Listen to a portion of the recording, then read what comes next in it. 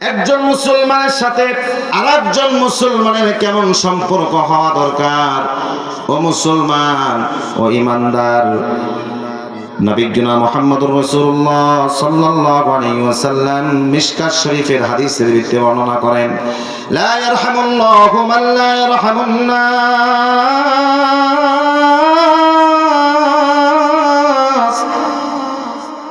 নবীজি জানিয়েছেন আল্লাহ তাআলা ওই ব্যক্তির উপর রহম করেন না, দয়া করেন না যে মানুষ হয়ে মানুষের উপরে দয়া করে না।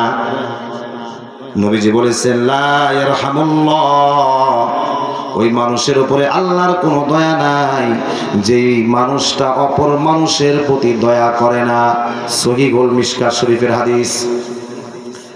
নবীজি আরো জানিয়েছেন قال رسول الله صلى الله عليه وسلم المسلم من سلم المسلمون من لسانه ويده। ওই ব্যক্তি খাঁটি মুসলমান, ওই ব্যক্তি প্রকৃত মুসলমান ইমানদার, যার হাত, যার মুখ, যার জবান দ্বারা, যার কান দ্বারা, হাত পা দ্বারা, অন্তর দ্বারা অপর মুসলমান নিরাপদে থাকে। জোরে বলা যাবে কি সুবহানাল্লাহ? এই মুসলমান, হাদিস শরীফে কি বুঝলেন? আমার জবান দ্বারা একজন মুসলমানকে কষ্ট দেওয়া যাবে না, আমার হাত দ্বারা আরেকজন মুসলমানকে কষ্ট দেওয়া যাবে না, আমার জিহ্বা দ্বারা আরেকজন মুসলমানকে কষ্ট দেওয়া যাবে না। যদি আমি কষ্ট দেই তাহলে প্রকৃতপক্ষে মুসলমান হতে পারি নাই। এই জন্য নবীজি জানিয়েছেন আল মুসলিমু মান সালিমাল মুসলিমুনা মিন লিসানিহি ওয়া ইয়াদিহি। ওই ব্যক্তি প্রকৃত মুসলমান হতে পারবে না, হতে পারে নাই যাদের হাত দ্বারা, মুখ দ্বারা, জবান দ্বারা অপর মুসলমান কষ্ট পায়। অন্যত্র হাদিসের ভিতরে এসেছেন, এই হাদিসটা মিশকাত শরীফের ভিতরে এসেছেন, ক্বালা রাসূলুল্লাহ সাল্লাল্লাহু আলাইহি ওয়াসাল্লাম আল মুসলিমু আখুল মুসলিম। তোমরা হচ্ছ একজন মুসলমান অপর মুসলমানের জন্য তোমরা ভাই ভাই। জোরে বলা যাবে কি সুবহানাল্লাহ? একজন মুসলমান অপর মুসলমানের তোমরা হলো ভাই ভাই। নবীজি সাল্লাল্লাহু আলাইহি ওয়াসাল্লাম তিনি আরো বর্ণনা করেছেন সহিহুল মিশকাত শরীফের হাদিস। নবীজি জানিয়েছেন মুসলমানদের একজন মুসলমানের কত দাম তোমরা কি জানো নাকি? নবীজি সাল্লাল্লাহু আলাইহি ওয়াসাল্লাম বলেছেন লা ইউমিনু আহাদুকুম হাত্তা ইউহিব্বু লিআখিহি মা ইউহিব্বু লিনাফসি। নবীজি জানিয়েছেন ওই পর্যন্ত তখনও মুমিন হতে পারবে না যতক্ষণ পর্যন্ত নিজের জন্য যা পছন্দ করো অপরের জন্য পছন্দ করতে হবে। অর্থাৎ নিজের জন্য যা পছন্দ করব, আমার অপর মুসলমান ভাইকে যদি আমি কোনো কিছু দেই তাহলে তার জন্য একই জিনিস আপনার পছন্দ করতে হবে। ও দুনিয়ার ইমানদারেরা, ও দুনিয়ার মুসলমান, এই জিনিসটা আমরা দেখতে পাই যখন যাকাতের সময়গুলো আসে। যাকাতের ধনী ব্যক্তিরা গরিবদেরকে যাকাত দেয়। আমরা এমনও দেখেছি যাকাতের লুঙ্গি, গেঞ্জি, শাড়ি আলাদা। কথা বলেন ঠিক কিনা? আরো জোরে বলেন না ঠিক কিনা?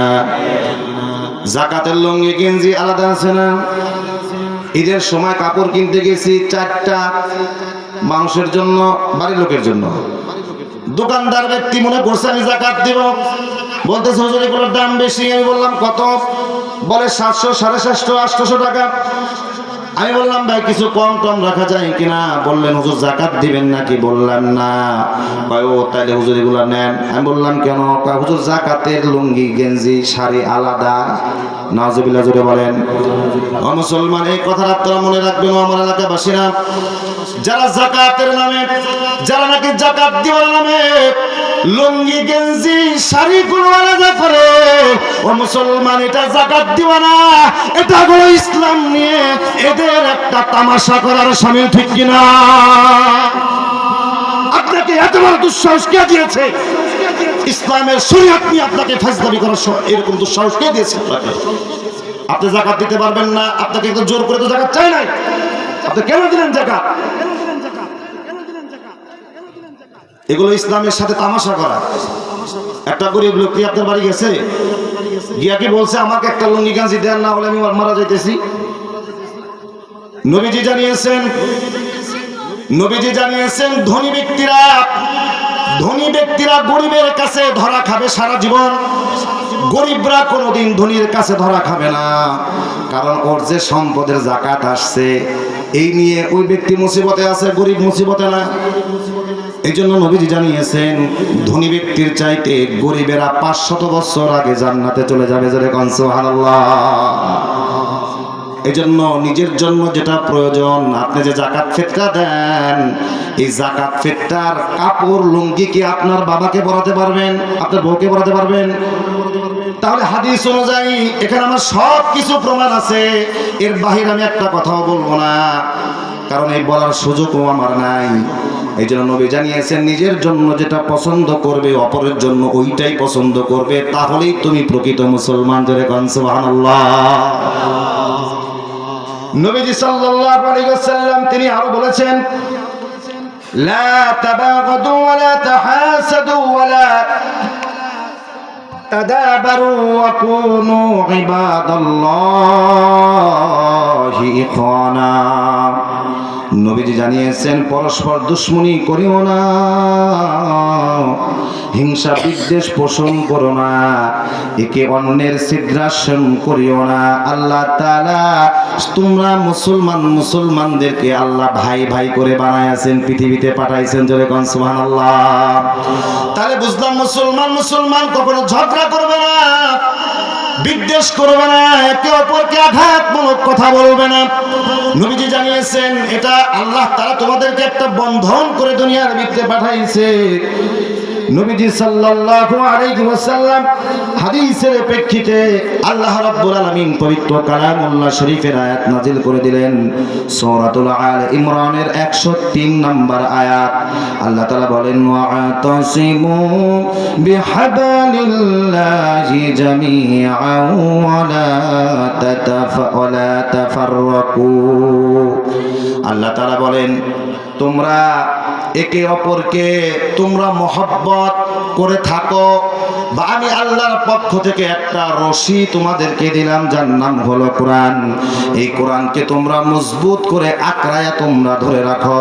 যতদিন তোমরা মুসলমান একত্রিত হবা, আমার দেওয়া রশি নামক কোরআনকে যতদিন পর্যন্ত আঁকড়ায়া ধরবা, ততদিন পর্যন্ত পৃথিবীর কোনো বেঈমান কাফের মুশরিকরা মুসলমানদেরকে কিছুই করতে পারবে না। জোরে কোন সুবহানাল্লাহ। নবীজি জানিয়েছেন মুসলমানরা কেমন একটা বর্ণনা দিয়েছেন সহিহুল বুখারীর ভিতরে। এই মুসলমানেরা, নবীজি জানিয়েছেন একটা পালের ভিতরে যদি একটা ছাগল থাকে, একটা পালের ভিতরে যদি ছাগল থাকে, হিংস্র প্রাণী যদি ছাগলকে আক্রমণ করতে যায়, তখন কিন্তু সহজেই আক্রমণ করতে পারবে না। নবীজি বললেন, এই সাহাবীরা তোমরা বলো তো দেখি, একটা পালের ভিতর থেকে একটা ছাগল যদি একা একা যদি কোনো বনে চলে যায় বা পাহাড়ি এলাকায় চলে যায়, তাহলে ওই ছাগলকে খাওয়ার জন্য কি বাঘের কষ্ট হবে নাকি? সাহাবীরা বললেন না, নবীজি জানিয়েছেন মুসলমানেরা যতদিন এক হয়ে থাকবে ততদিন পৃথিবীর কোনো পরাশক্তি মুসলমানকে কিছুই করতে পারবে না। আর যখন নাকি মুসলমানেরা বিভিন্ন দলে দলে বিভক্ত হয়ে যাবে, তখন এক একটা মুসলমানকে ওই এক একটা ছাগলের মতো ইহুদি খ্রিস্টান গ্রাস করে ফেলবে। এজন্য ওয়াতাসিমু বিহাবলিল্লাহি জামিআ, তোমরা বিচ্ছিন্ন হও না, মজবুত করে তোমরা সম্পর্কে বজায় রাখো। ভাইরা আমার, বন্ধুরা আমার, মুসলমানের সম্পর্ক কি রকম হওয়া দরকার? একজনের একটা বাগান ছিল। সহিহুল বুখারীর একটি ঘটনার ভিতরে এসেছেন, একটা মুসলমানের একটা বাগান ছিল, বাগানটা খুব দামি বাগান ছিল। আর একজন মুসাফির, ওই মুসাফির তার একটা খুব লালন পালন করতো একটা উট। এই উটটা ওই বাগানের ভিতরে প্রবেশ করেছে। বাগানের ভিতরে প্রবেশ করার পরে ওই উটটা বাগানের কিছু গাছ খেয়ে ফেলেছে। আর খেয়ে ফেলার পরে বাগানের মালিকের খুব রাগ হয়েছে। ওই বাগানের মালিক উটটাকে এমন পিটান পিটিয়েছে, উটটা মারা গেছে। এবার উটের মালিক তিনি এসে দেখলেন বাগানের ভিতরে উটটা মারা পড়ে আছে। ডাক দিয়ে বললেন, এই আমার উটটাকে মারলো কে?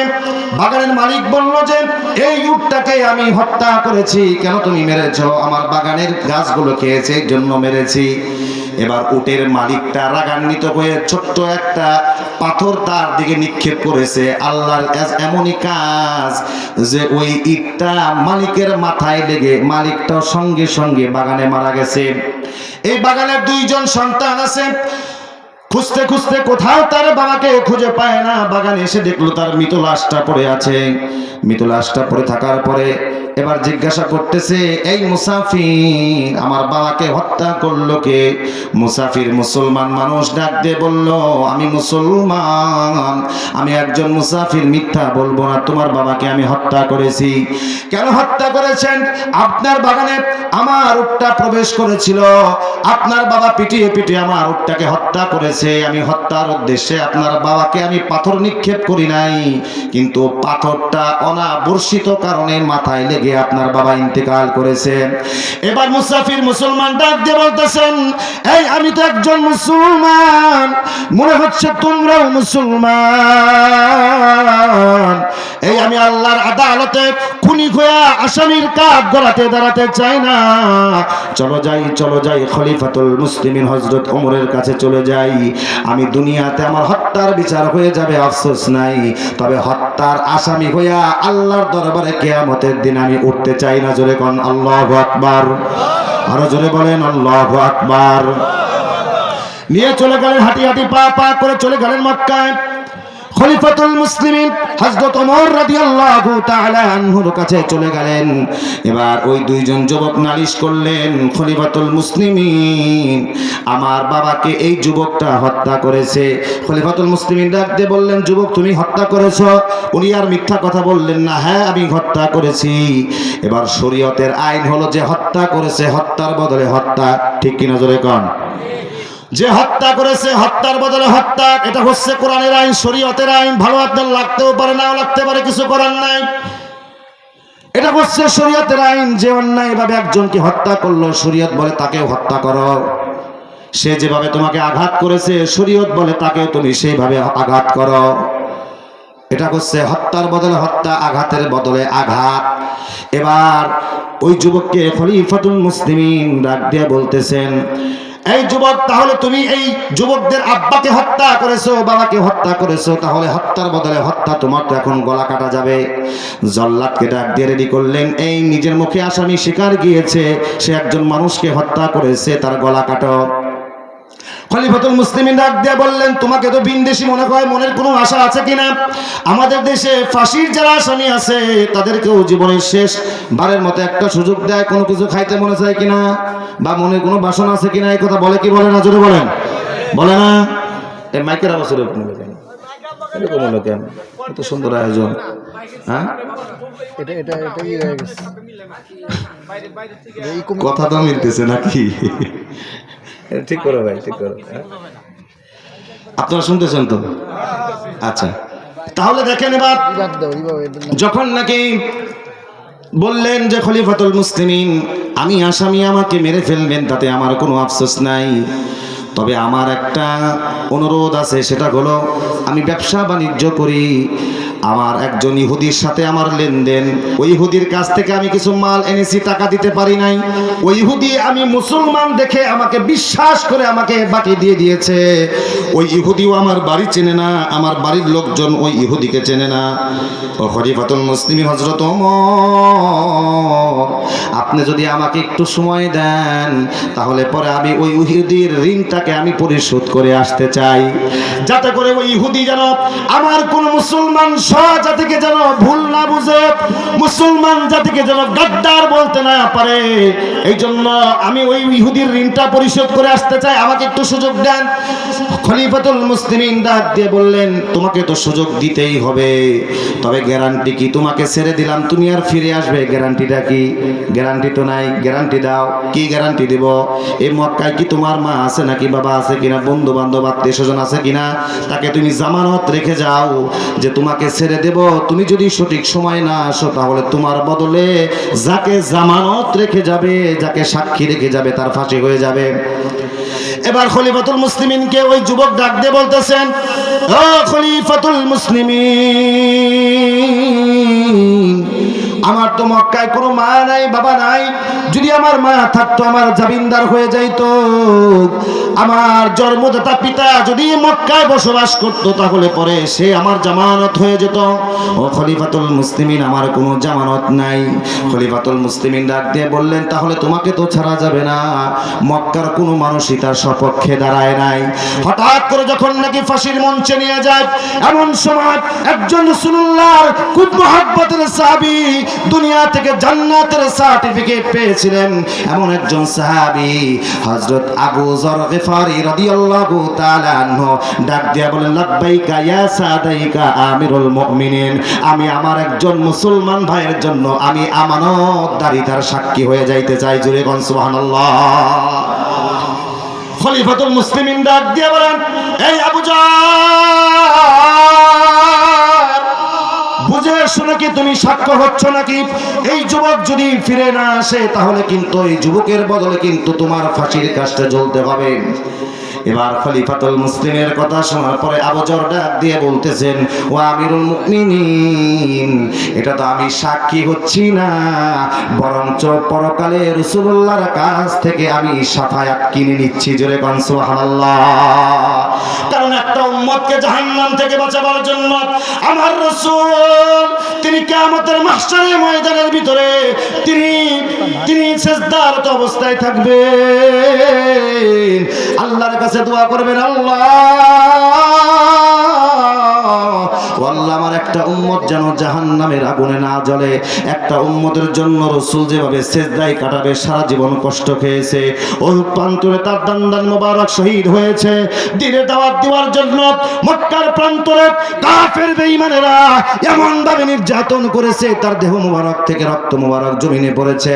এবার রাসূলুল্লাহ সাল্লাল্লাহু আলাইহি সাল্লামের সেই সাহাবী বলতেছেন, আপনি এই একজন মুসলমান ভাইকে ছেড়ে দেন, একজন মুসলমান ভাইয়ের জামানতদার আমানতদার আমি আবু যর গিফারি হয়ে গেলাম। জোরে কোন সুবহানাল্লাহ।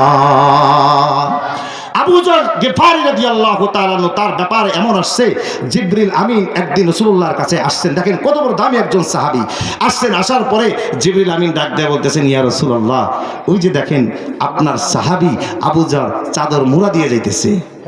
নবীজি বললেন, এই জিবরাইল, তুমি কিভাবে তুমি আমার আবু যর সাহাবীকে চিনলা? জিবরিল আমিন বলতেছে যে ওই যে আপনার সহিহুল বুখারী হাদিস, যে ওই যে দেখো যে আবু যর গিফারি চাদর মুড়া দিয়ে যাইতেছে। জিবরিল আমিন নবীকে বলতেছে। নবীজি ডাক দিয়ে বলেন, জিবরিল আমিন, তুমি কিভাবে তুমি আমার আবু যরকে তুমি চিনো? ডাক দিয়ে বলতেছেন, ইয়া রাসূলুল্লাহ ও ইয়া হাবিবাল্লাহ, শুধু আমি জিবরাইল আপনার সাহাবী আবু যরকে চিনি না, আসমানের যত এবং জমিনের যত ফেরেশতারা আছে সব ফেরেশতারাই আপনার সাহাবী আবু যরকে চিনে। জোরে কোন সুবহানাল্লাহ। আবু যরের দুইটা কারণে আবু যরকে আল্লাহর সমস্ত ফেরেশতারা চিনে। এক নাম্বার কারণ হলো দুনিয়ার জমিনের ভিতরে আবু যর গিফারি রাদিয়াল্লাহু তাআলা আনহু নিজেকে সব চাইতে বেশি ছোট মনে করতেন। তিনি মনে করতেন যে আল্লাহ তাআলা মনে হয় জাহান্নামে দেওয়ার জন্য আমাকেই বানাইছে, আর সবাই জান্নাতে যাবে, একমাত্র আমাকে জাহান্নামে দেওয়ার জন্য আল্লাহ মনে করে আমাকে বানাইছেন। এই দুনিয়ার মুসলমান এমন একজন সাহাবী যে দুনিয়া থেকে জান্নাত প্রাপ্ত সাহাবী, যে নাকি দুনিয়া থেকে জান্নাতের সার্টিফিকেট পেয়েছে, এমন জান্নাত প্রাপ্ত সাহাবী নিজেকে কতটা ছোট মনে করতেছেন। আর দুনিয়ার আমি আপনার সদরদ্দি কদরদ্দি আমার উপরে লাগে কে, এরকম আছে না ভাবভর্তির মানুষ? কথা কন না কেন, আছে না নাই? ভাব শুধু আমরা দেখি, চিন্তা করে আজকে তোমার ফাল আছে, কালকে মালাকুল মউত ডাক দিলে পরেই শেষ। এটাই বাস্তবতার জীবনে মুসলমান। তাহলে বলতেছিলাম আবু যরকে চিনে দুইটা কারণে। এক নম্বরে হলো আবু যর নিজেকে সবচাইতে বেশি ছোট মনে করতেন নিজেকে।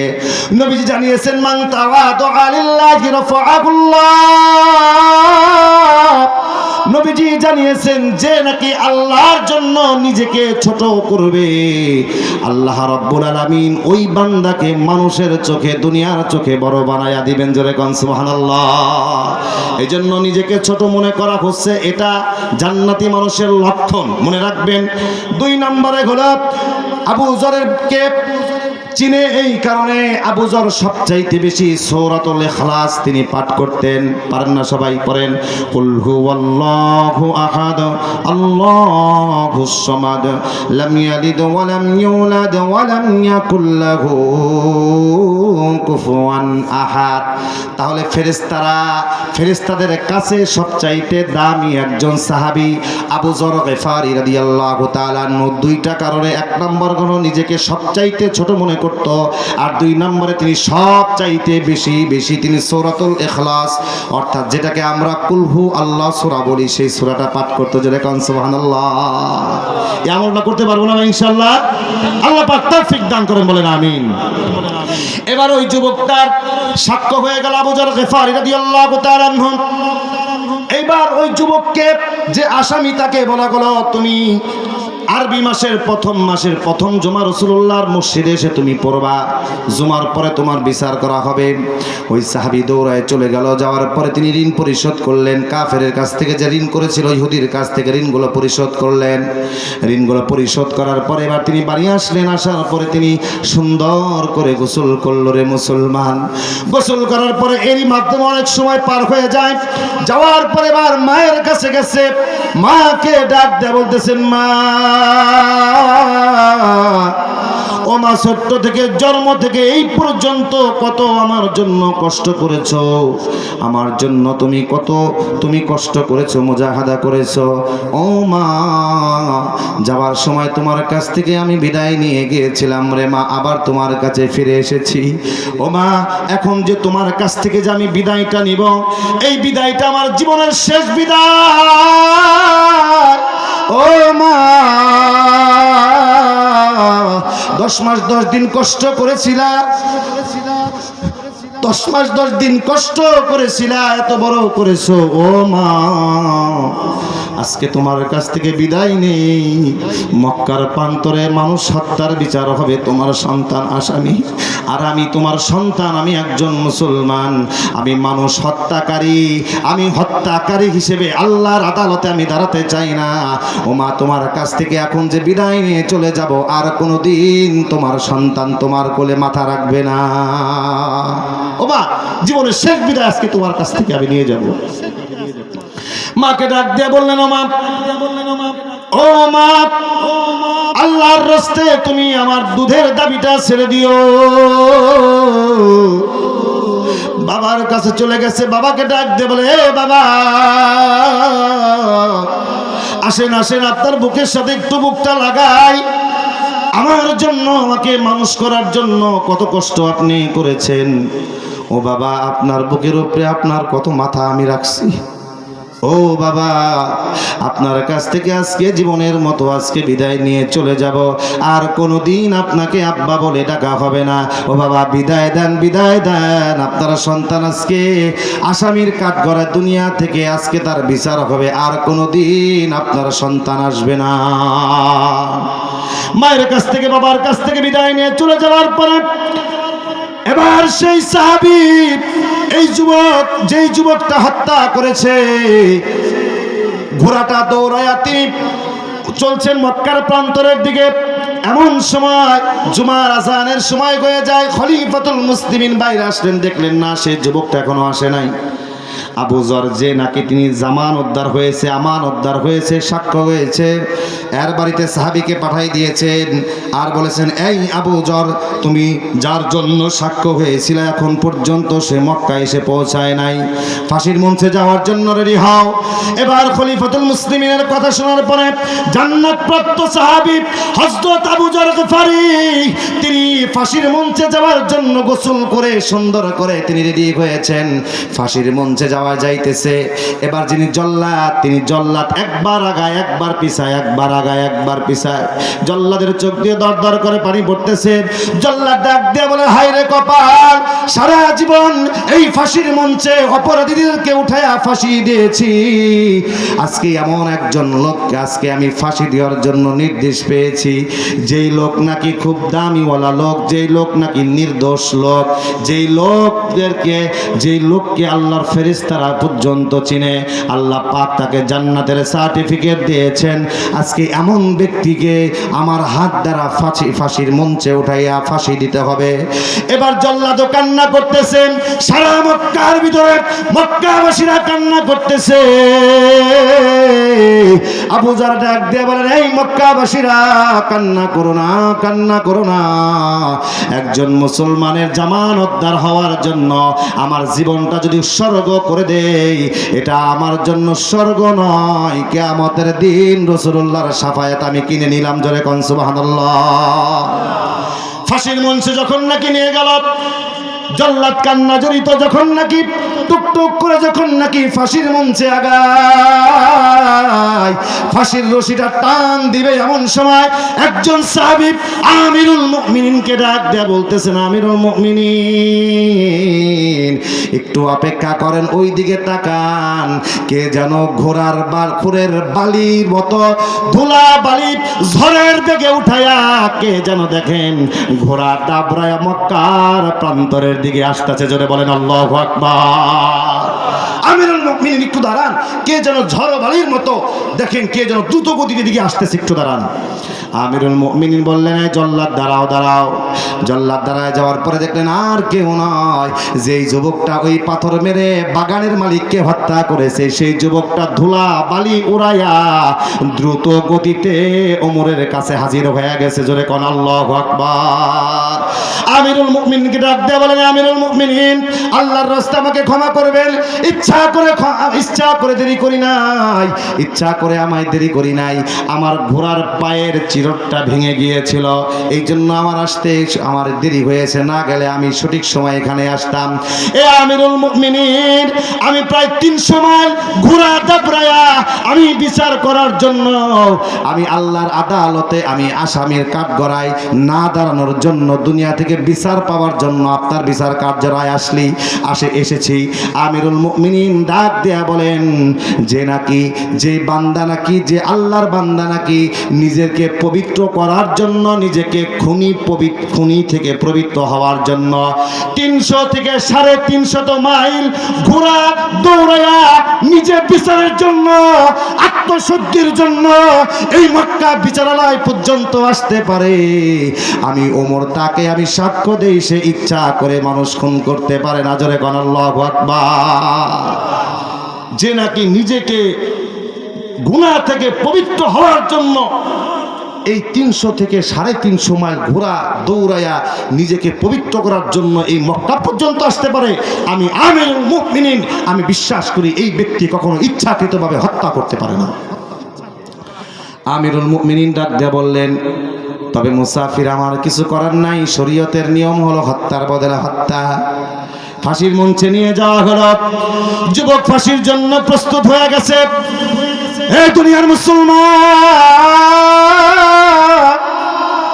এবার ওই যে দুইজন যে তার বাবাকে হত্যা করেছিল, এই দুজন যুবকের চক্ষু দিয়া দরদর করে পানি পড়ে, আর ডাক দিয়া বলতেছেন, এই আমিরুল মুমিনিন দাঁড়ান দাঁড়ান দাঁড়ান।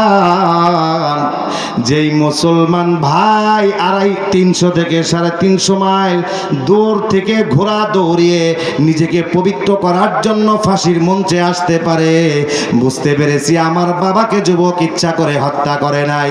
এই আমিরুল মুমিনিন আমরা তাকে মাফ করে দিলাম, দেন দেন দেন আমার মুসলমান ভাইকে আমার বুকের ভিতরে দিয়া দেন।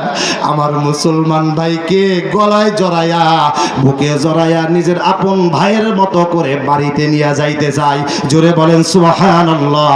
ও মুসলমান জোরে বলো সুবহানাল্লাহ। যে মুসলমান নিজেকে পবিত্র হওয়ার জন্য এত দূর থেকে এত দূর পর্যন্ত আসতে পারে, ইচ্ছাকৃতভাবে আমার বাবাকে হত্যা করতে পারে নাই, এই যুবকের ফাঁসি হয়ে গেল তো আমার বাবাকে আর খুঁজে পাবো না। এই জন্য দেন মুসলমান সে স্বীকার করেছে নিজেকে পবিত্র হওয়ার জন্য এত দূর থেকে নিজে মারা যাবে এই কথা জানার পরেও এত দূর পর্যন্ত আসছে, সেই মুসলমান ভাইকে মাফ করে দিলাম, আমার বুকে দিয়া দেন, নিজের আপন ভাই কলিজার ভাই বানাইয়া বাড়িতে নিয়ে যাই। জোরে কোন সুবহানাল্লাহ। বুকে হাত দিয়া বলেন তো, মুসলমানদের প্রতি এরকম মহব্বত কি আমাদের আছে? লজ্জাবান কেন? লজ্জার কিছু নাই, বলেন না আছে। আজ থেকে নিয়ত করতে হবে, একজন মুসলমান ভাই অপরাধ করলে ক্ষমার দৃষ্টান্ত আমাকে ভালো মতো দেখাইতে হবে, ঠিক কিনা জোরে কান? ও দুনিয়ার মুসলমান, ও দুনিয়ার ইমানদার, ক্ষমা সবচাইতে বেশি একটি মহৎ কাজ, ভালো কাজ। এই ক্ষমাটা শিখিয়েছেন জনাবে মুহাম্মদুর রাসূলুল্লাহ সাল্লাল্লাহু। বিরক্ত হচ্ছেন আপনারা? বিরক্ত করেন না। ক্ষমার নীতি শিখিয়েছেন মুহাম্মদুর রাসূলুল্লাহ সাল্লাল্লাহু আলাইহি সাল্লাম। তিনি সব সময় তিনি বলেছেন, আল্লাহ যেমন একজন, কিতাব যেমন একজন, তোমাদের রাসূলও তেমন একজন। এই জন্য তোমরা এক আল্লাহর গোলামি করবে একত্বভাবে, এক কোরআন পড়বে একত্বভাবে, এক রাসূলকে মানবে তোমরা একত্রিত হয়ে। কোনো বিভাবেদ, কোনো ঝগড়া ফাসাদ চলবে না। জয় কোন সুবহানাল্লাহ। আমাদের প্রভু এক নবীর উম্মত, জীবন বিধান এক, ওই শিবানী কোরআন। তবে কেন এখনো হে মুসলমান, এক করিয়াও ভান। আমাদের প্রভু এক নবীর উম্মত, জীবন বিধান এক, ওই শিবানী কোরআন। জোরে কোন আল্লাহু আকবার। তাহলে সব কিছু এক। এরপর